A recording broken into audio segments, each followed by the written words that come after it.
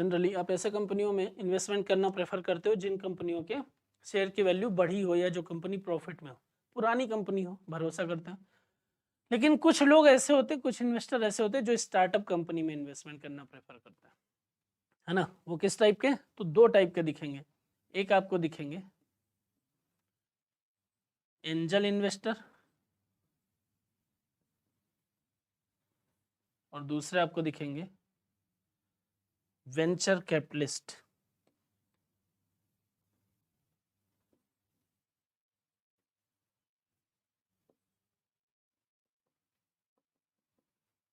ठीक है, एक आपको दिख रहा है एंजल इन्वेस्टर और दूसरा आपको दिखाई दे रहे हैं वेंचर कैपिटलिस्ट। ठीक है, ये नाम आपने सुना होगा, वेंचर कैपिटलिस्ट सुना होगा, एंजल इन्वेस्टर सुना होगा, नहीं सुना होगा तो एंजल प्रिया जरूर सुना होगा। ठीक है, उससे यहाँ पर इसका कोई लेना देना नहीं है, ये इन्वेस्टर का टाइप है। ठीक है, और ये जो एंजल इन्वेस्टर ये करता क्या है, ये इन्वेस्टमेंट करता है। ये दोनों ही प्रवृत्ति के जो इन्वेस्टर हैं ये क्या कर रहे हैं, ये इन्वेस्टमेंट कर रहे हैं कहाँ पर? स्टार्टअप कंपनी पर। ठीक है, और ये स्टार्टअप कंपनी पर इन्वेस्टमेंट हो रहा है, तो यहाँ पर चीजें किस प्रकार से दिखाई दे रही हैं कि ये जो एंजल इन्वेस्टर हैं ये क्या कर रहे हैं, ये कर रहे हैं कंपनी के ऑनर के गुडविल के बेसिस पर। जो मालिक है कंपनी का, जो ऑनर है, मालिक की छवि के आधार पर ये क्या कर रहे हैं, ये इन्वेस्टमेंट कर रहे हैं अपने ही पैसे को।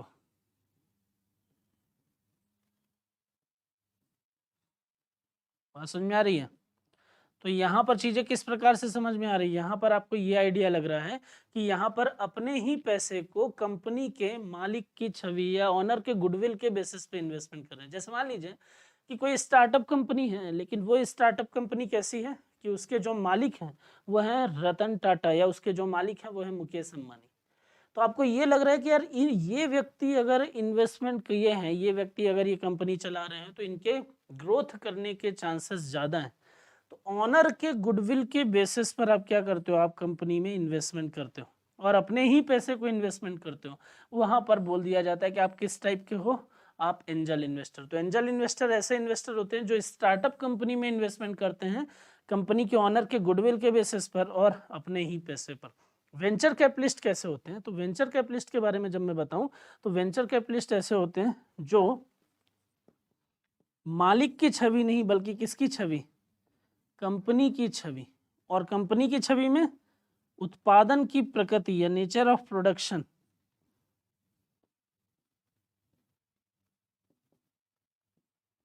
बस समझ में आ रही कैसी? तो उत्पादन की प्रकृति के आधार पर या नेचर ऑफ प्रोडक्शन के बेसिस पर। और यहां पर वो क्या करते हैं, वो अपने नहीं बल्कि दूसरे निवेशकों के पैसे को निवेश करते हैं।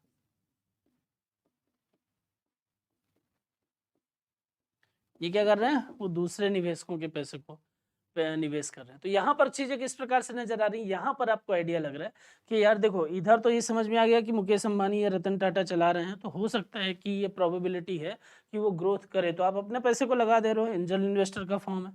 वेंचर कैपिटलिस्ट जो है वो थोड़ा थोड़ा म्यूचुअल फंड के जैसे काम करते हैं। ठीक है, लेकिन वहां पर मतलब या वहां पर चीजें जो है वो इसलिए अलग हो जाती हैं क्योंकि जो इन्वेस्टमेंट है वो कहाँ देखने को मिलता है, वो देखने को मिलता है स्टार्टअप में। म्यूचुअल फंड जो है वो सामान्य तौर पर ब्लू चिप कंपनियों में इन्वेस्टमेंट करना प्रेफर करती है। ठीक है, तो यहाँ पर क्या समझ में आ रहा है कि एक कंपनी की छवि, और कंपनी की छवि कैसे, स्टार्टअप कंपनी की छवि कैसी हो सकती है ना। तो कंपनी की छवि इस तरीके से कि कंपनी में जो प्रोडक्शन हो रहा है उसकी मार्केट में नीड कितनी होगी, जो भी उत्पादन हो रहा है उस उत्पादन पर चीजें जो है वो किस प्रकार से। तो यहाँ क्या समझ में आ रहा है कि यार जो प्रोडक्शन है, जिस बेस पर कंपनी, जिस सेक्टर की कंपनी है, उसके ग्रोथ के चांसेस कितने हैं, उस बेसिस पर वो इन्वेस्टमेंट करते हैं। तो बोल दिया नेचर ऑफ प्रोडक्शन या कंपनी के उत्पादन की प्रकृति के आधार पर दूसरों के पैसे को लाकर और क्या करते हैं, यहाँ पर इन्वेस्ट करते हैं। बात समझ में आ रही? तो यहाँ पर इतनी बात समझ में आ गई आपको। तो इसको हम क्या बोल देते हैं, इसको बोलते हैं एंजल इन्वेस्टर और उसको क्या बोलते हैं, वेंचर कैपिटलिस्ट। नेक्स्ट अगर मैं बात करूं तो आता है एनएससी और बीएससी स्टॉक एक्सचेंज के बारे में हम बात कर लेते हैं। ठीक है,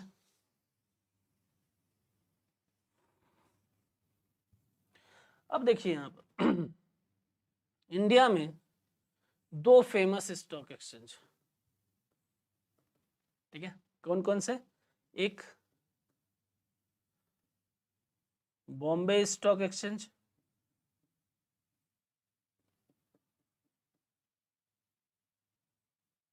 जिसको BSE के नाम से जाना जाता है, और दूसरा है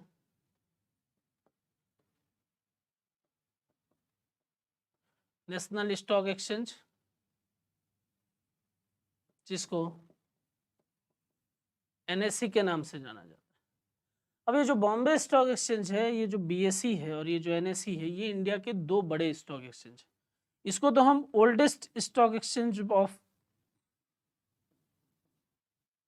एशिया भी कहते हैं। एशिया का सबसे पुराना या प्राचीनतम स्टॉक एक्सचेंज, ठीक है। और number of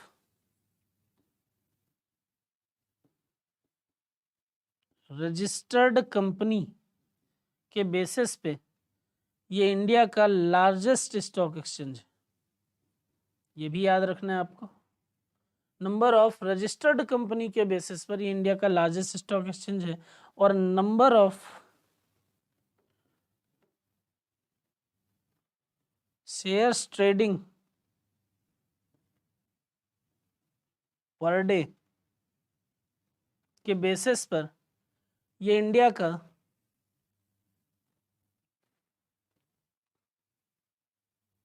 second largest stock exchange है।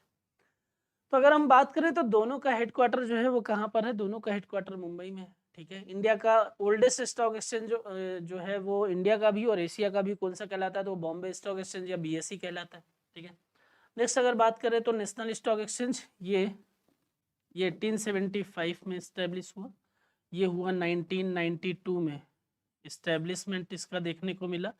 1994 से इसने अपना सही तरीके से प्रॉपरली काम जो है वो स्टार्ट किया था। तो आप ईयर जो है वो याद रखेंगे 1992, ठीक है। तो यहाँ पर चीज़ें जो है वो किस प्रकार से नजर आती हैं कि ये oldest stock exchange of Asia BSE है, ठीक है, 1875। नंबर ऑफ रजिस्टर्ड कंपनी के बेसिस पर इंडिया का लार्जेस्ट स्टॉक एक्सचेंज है। रजिस्टर्ड कंपनी लगभग 6000 के आसपास कंपनी अब करेंटली रजिस्टर्ड है, किसमें? BSE के अंतर्गत। और number of shares trading per day, एक दिन में शेयर्स की खरीद बिक्री की संख्या के आधार पर ये भारत का दूसरा सबसे बड़ा स्टॉक एक्सचेंज।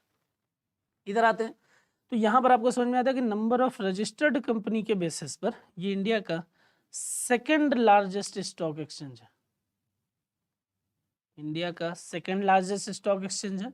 और number of shares trading per day के बेसिस पे ये इंडिया का लार्जेस्ट स्टॉक एक्सचेंज है। सबसे ज़्यादा शेयर्स खरीदे और बेचे जो जाते हैं प्रतिदिन, है ना, पर डे, वो इस कहाँ पर? NSE में खरीदे और बेचे जाते हैं। तो आई होप कि इतनी चीज़ें आपको समझ में आ गई होंगी। तो ये दोनों ही क्या है? ये दोनों स्टॉक एक्सचेंज है। और स्टॉक एक्सचेंज मतलब प्लेटफॉर्म जो आपको ट्रेडिंग के लिए हेल्प करता है, जो कंपनियों को रजिस्टर करता है और उन कंपनियों के शेयर्स को खरीदा और बेचा जा सकता है। इतनी बात जो है वो आपको क्लियर हो गई होगी। राइट, चलिए आगे चलते हैं। अब यहाँ पर चीज़ें जो हैं वो किस तरीके से नजर आ रही हैं। तो BSE और NSE जो है वो तो क्लियर हो गया, ठीक है। अब BSE और NSE के बाद एक और नाम आप याद रखें जिसको बोलते हैं गिफ्ट, ठीक है। गिफ्ट क्या है? तो गिफ्ट जो है वो है स्टॉक एक्सचेंज। कैसा स्टॉक एक्सचेंज? इसका फुल फॉर्म होता है गुजरात इंटरनेशनल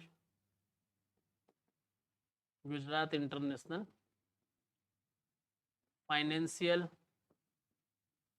टेक। गांधीनगर में ये स्थित है, BSE के अंडर में ये काम करता है, ठीक है। कंट्री के माननीय PM साहब नरेंद्र मोदी जी के द्वारा इसका इनॉग्रेशन किया गया था 9 जनवरी 2016, है ना।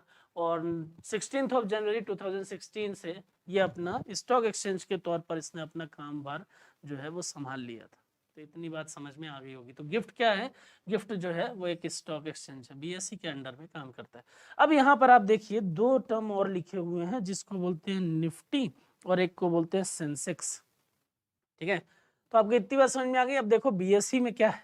तो BSE में बहुत सारे इंडिकेटर, ठीक है, जो अलग अलग कंपनियों के एवरेज प्रॉफिट और एवरेज लॉस के बेसिस पर उनको क्या करते हैं? उनको इंडिकेट करते हैं, है ना। उनको ये बताते हैं कि कितना पिछले बार के कंपेयर में प्रॉफिट हुआ है या पिछले बार के कंपेयर में डिक्रीमेंट हुआ है। तो एक एवरेज वैल्यू को रिप्रेजेंट करते हैं। तो ये जो निफ्टी है और ये जो सेंसेक्स है, ये इंडिकेटर है। किसके इंडिकेटर हैं? तो यहाँ पर अगर मैं बोलूँ तो BSE का जो मेन इंडिकेटर है वो है सेंसेक्स, राइट। सेंसेक्स में 30 कंपनी रजिस्टर्ड है ना। और निफ्टी जो है वो NSE का मेन इंडेक्स है, निफ्टी जो है वो NSE का मेन इंडेक्स है, इसमें 50 कंपनी जो है वो रजिस्टर्ड। तो आप याद रखिए निफ्टी 50 है ना, याद रहेगा। और NSE जो है, NSE का मेन इंडेक्स निफ्टी 50 और बॉम्बे स्टॉक एक्सचेंज या BSE का मेन इंडेक्स सेंसेक्स है। अब ये क्या करते हैं, ये इनके 30 कंपनियों के एवरेज वैल्यू निकालते हैं। अब ये चेक करेंगे कि पिछले बार के कंपेयर में, अब ये चेक करेंगे कि पिछले बार जैसे मान लीजिए इनकी वैल्यू 100 यूनिट थी या 100 पॉइंट थी, अभी जो वैल्यू हुई वो मान लीजिए कि 300 पॉइंट हो गई, तो मार्केट क्लोज हो गया। तो पेपर पर आप पढ़ते हैं कि 200 पॉइंट की उछाल के साथ में, बात समझ में आ रही है?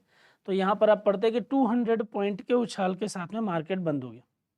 अब यही पिछले बार के कंपेयर में डाउन हो जाए तो 200 पॉइंट के उछाल के साथ में मार्केट जो है वो क्या हो गया, वो बंद हो गया।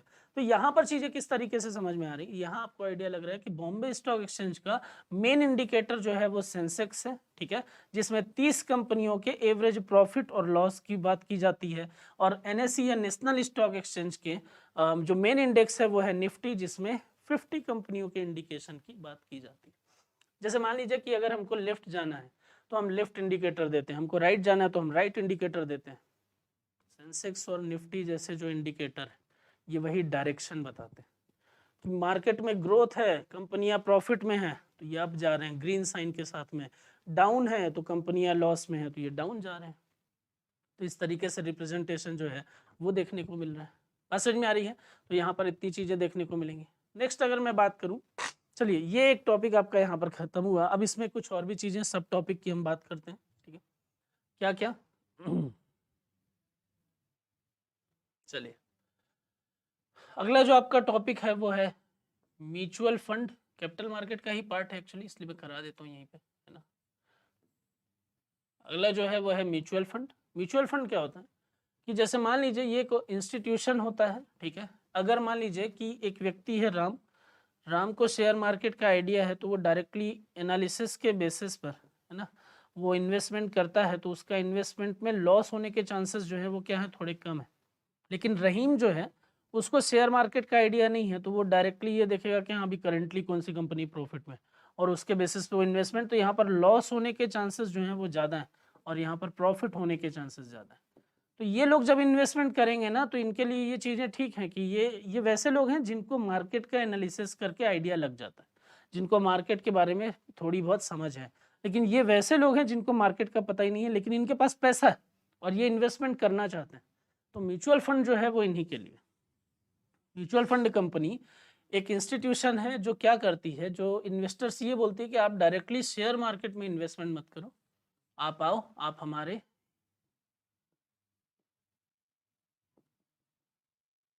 आप आओ आप हमारे प्लान में इन्वेस्टमेंट करो, है ना। और ये क्या करता है, ये इन्वेस्टर से पैसे लेती हैं, अपने एक प्लान में इन्वेस्टमेंट कराते हैं, है ना।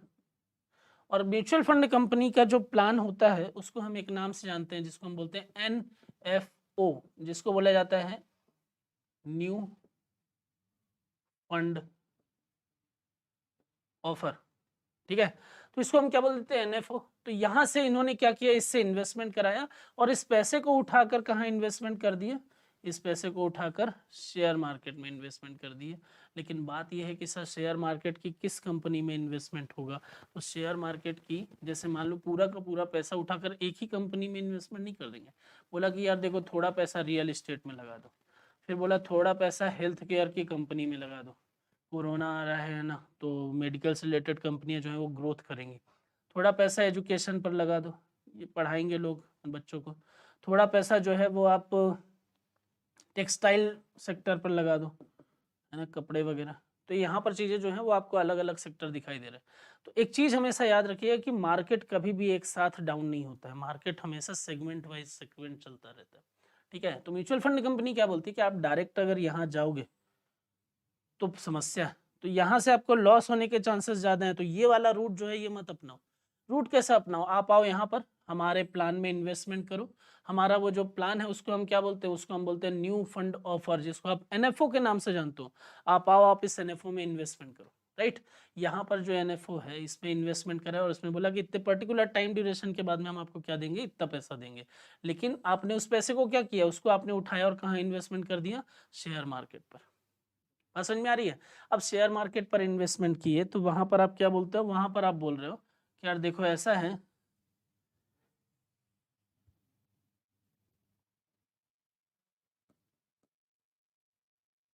देखो ऐसा है कि यहाँ पर हमको जब प्रॉफिट होगा तब हम आपको प्रॉफिट दें।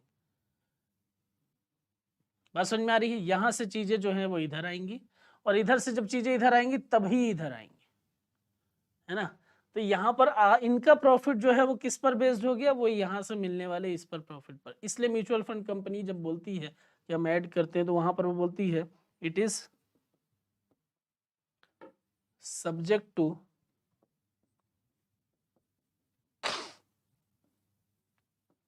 Market risk. समझ में आ रही है? बाजारी ताकतों के अधीन है, सब्जेक्ट टू मार्केट रिस्क है। सब्जेक्ट टू मार्केट रिस्क क्यों? यहां से प्रॉफिट होगा तो यहाँ प्रॉफिट होगा, यहाँ से लॉस होगा तो इधर प्रॉफिट नहीं होगा। तो आपका प्रॉफिट जो है वो यहाँ पर डिपेंड। बोले कि फिर किस बात का मतलब, हम भी तो यही चीज कर सकते थे, हम भी तो डायरेक्ट इन्वेस्टमेंट कर सकते थे। बोले हमारे पास वेल ट्रेंड एम्प्लॉई हैं, है ना, उनको मार्केट का आइडिया है, तो यहाँ लॉस होने का चांसेस जो है वो कम हो जाता है। प्रॉफिट होगा इस बात की गारंटी नहीं है, लेकिन लॉस होने के चांसेस जो है वो कम हो जाते हैं और प्रॉफिट के भी चांसेस बढ़ जाते हैं। ठीक है, तो इसलिए आप क्या करो, आप यहाँ से इन्वेस्टमेंट करो, राइट? तो इसको क्या करते हैं, इसको बोलते हैं म्यूचुअल फंड। अब यहाँ पर जो इन्वेस्टमेंट होता है वो दो तरीके से हो सकता है, या जो ये म्यूचुअल फंड कंपनी होती है वो दो तरीके की हो सकती है। एक क्लोज एंडेड और दूसरा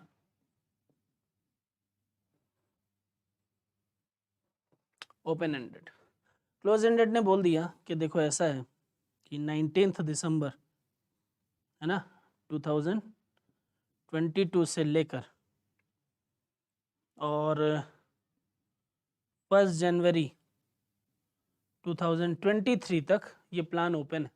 जिसको इन्वेस्टमेंट करना है इसी ड्यूरेशन के बीच में वो इन्वेस्टमेंट करेगा। और यहाँ पर ये बोला देखो साइकिल चल रहा है, जब आना है तब आ जाओ, कोई समस्या नहीं। बात समझ में आ रही है? तो जब ये प्लान है जो एक टाइम ड्यूरेशन पर चले उसको बोलते हैं क्लोज एंडेड, और यहाँ पर जो है उसको बोलते हैं open ended, right?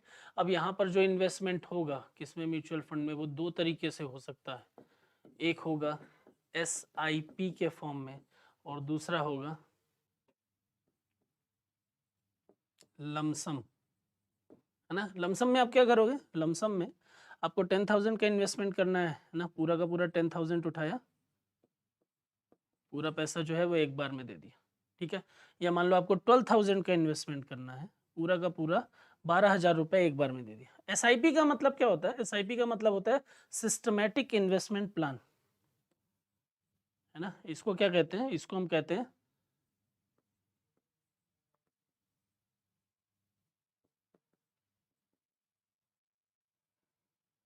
Systematic investment plan. अब ये जो सिस्टमैटिक इन्वेस्टमेंट प्लान है आखिर ये है क्या? तो ये जो सिस्टमैटिक इन्वेस्टमेंट प्लान है ये बात करता है इंस्टॉलमेंट की। ये कुछ नहीं है, ये बस ये है कि 12,000 का इन्वेस्टमेंट है, एक काम करो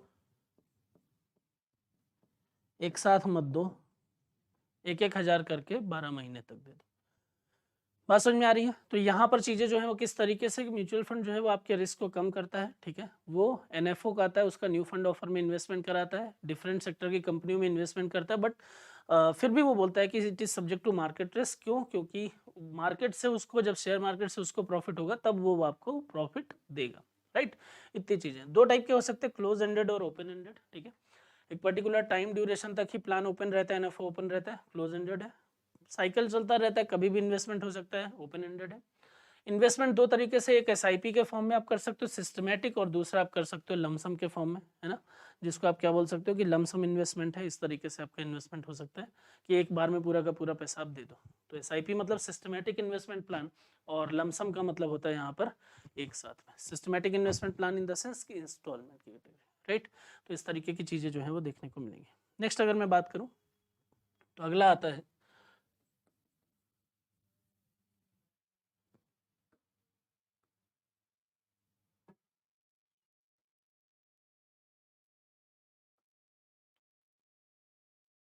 अगला आता है इंश्योरेंस सेक्टर या बीमा क्षेत्र, है ना? अब ये बीमा क्षेत्र क्या होता है?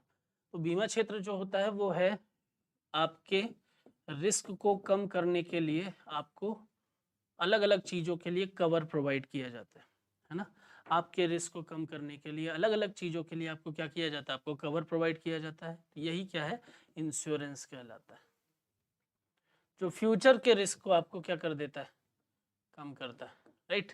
अब ये फ्यूचर के रिस्क को कम करने का तरीका किस किस प्रकार का होता है, तो वो आप देख लीजिए। तो इंश्योरेंस जो है वो दो टाइप के होते हैं, ठीक है। कैसा, एक जिसको बोला जाता है लाइफ इंश्योरेंस, है ना, एक जिसको बोलते हैं लाइफ इंश्योरेंस और दूसरा जिसको बोलते हैं जनरल इंश्योरेंस। एक जिसको आप बोलते हैं जीवन बीमा और दूसरा जिसको आप बोलते हैं सामान्य बीमा। तो जीवन से संबंधित, लाइफ से संबंधित जो बीमा होता है वो पूरी तरीके से क्या हो जाता है, लाइफ इंश्योरेंस, कि आपकी डेथ के बाद में आपकी नॉमिनी को, आपके परिवार को एक अमाउंट जो है वो दिया जाएगा, ठीक है। और उसके अलावा जितने भी होते हैं, चाहे वो चोरी से रिलेटेड हो, चाहे वो गाड़ी से, मोटर व्हीकल से रिलेटेड हो, चाहे वो स्वास्थ्य से रिलेटेड हो, है ना, ये जितने भी अलग अलग प्रकार के आपको बीमा दिखेंगे, सेक्टर दिखेंगे, उसको आप क्या बोल दोगे, सामान्य बीमा या जनरल बीमा। बात समझ में आ रही है।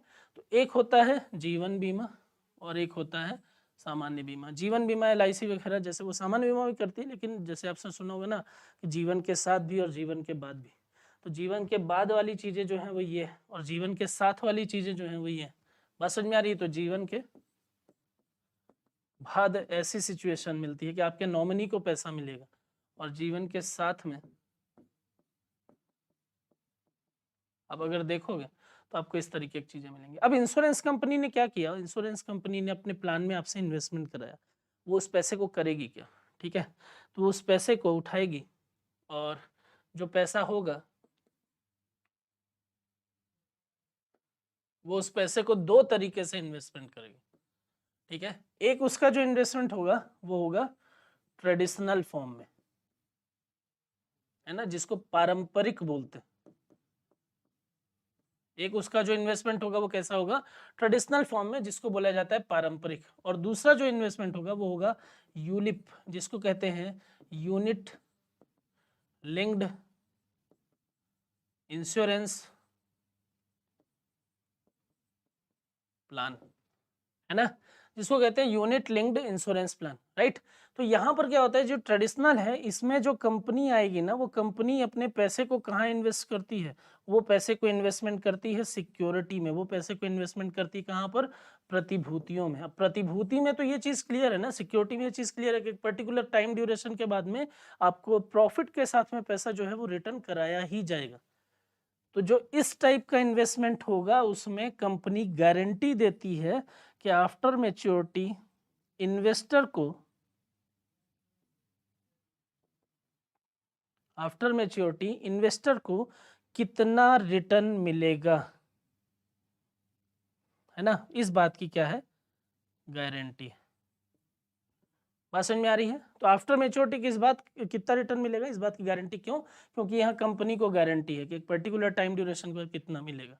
यूलिप जो है उसमें कंपनी इन्वेस्टमेंट करती है कहाँ पर, शेयर मार्केट में, है ना। यूलिप जो है उसमें इन्वेस्टमेंट करती है कहाँ पर, शेयर मार्केट में। तो यहाँ पर प्रॉफिट जो है वो किस पर बेस्ड हो जाता है, वो हो जाता है शेयर मार्केट पर बेस्ड, ठीक है।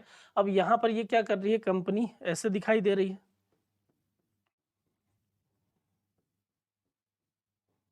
है ना, इन्वेस्टर से पैसा लिया, इन्वेस्टर से पैसा लिया, उसको उठाया, उसको कहाँ कर दिया, शेयर। बोले सर ऐसे ही तो म्यूचुअल फंड दिखाई दे रहा था, है ना। तो म्यूचुअल फंड और यूलिप में एक डिफरेंस ये है कि यूलिप जो है वो क्या करता है, वो शेयर मार्केट में इन्वेस्टमेंट करने के साथ साथ वो आपको कवर भी प्रोवाइड करता है, इसलिए म्यूचुअल फंड से अलग है। इसी चीज को लेकर, यूलिप को लेकर एक विवाद हो गया था, कब, 2010 में। कहाँ, सेबी और IRDAI के बीच में। अब ये जो सेबी और IRDAI के बीच का विवाद है ये कैसा था, तो सेबी जो है वो रेगुलेट करता है शेयर मार्केट को, IRDAI insurance regulatory development authority of India जो है वो रेगुलेट करती है किसको, इंश्योरेंस को। तो कवर जो है वो इंश्योरेंस का पार्ट है और शेयर मार्केट जो है वो शेयर मार्केट का पार्ट है। तो यहाँ पर चीजें जो है वो किस तरीके से, सेबी ने बैन लगाया, IRDAI के अंडर में काम कर रहा था क्या, यूलिप, सेबी ने बोला कि नहीं, म्यूचुअल फंड के जैसा है, हमारे अंडर में होना चाहिए, है ना। IRDAI ने बोला कि नहीं हमारे अंडर में होना चाहिए। एक विवाद था, विवाद के बाद में डिसीजन हुआ फाइनल, IRDAI के फेवर में आया, ठीक है। लेकिन ये गवर्नमेंट के एंटिटी या फाइनेंस मिनिस्ट्री के अंडर में जो एंटिटीज काम कर रही हैं उनके बीच में अगर इस प्रकार के डिस्प्यूट फ्यूचर में होने लगेंगे तो समस्या होगी। तो उसके लिए क्या, तो उसके लिए फिर भारत सरकार ने एक कमीशन बनाया था, ठीक है। उस कमीशन का नाम था FSLRC। इसका फुल फॉर्म आप याद रखिएगा, financial sector legislative reform commission, है ना। इसको बोला वित्तीय क्षेत्र विधायी सुधार आयोग। इसको क्या बोला, वित्तीय क्षेत्र विधायी सुधार आयोग। हेड कौन थे इसके, इसके हेड थे जस्टिस BN श्री कृष्णा। इसके हेड कौन थे, इसके हेड थे जस्टिस BN श्री कृष्णा। तो यहाँ एक कमीशन बनाया FSLRC, financial sector legislative reform commission, की फ्यूचर में गवर्नमेंट ऑफ इंडिया के अंडर में काम करने वाली जो भी एंटिटीज हैं अगर उनके बीच में किसी भी प्रकार का कोई भी डिस्प्यूट होता है तो फाइनल डिसीजन लेने का काम कौन करेगा, फाइनल डिसीजन लेने का काम यही आयोग करेगा, यही FSLRC करेगा, राइट। तो ये जो FSLRC है उसने क्या किया, इस तरीके से काम कर रहा है। एक लास्ट इसमें अगर आप देखोगे तो आपको एक और टर्म नजर आएगा जिसको आप बोलते हो कमोडिटी एक्सचेंज। कमोडिटी एक्सचेंज क्या होता है, तो कमोडिटी एक्सचेंज की अगर मैं बात करता हूं तो यहाँ पर कमोडिटीज की ट्रेडिंग होती है। जैसे मान लीजिए कि आप शेयर्स की ट्रेडिंग कर रहे हो,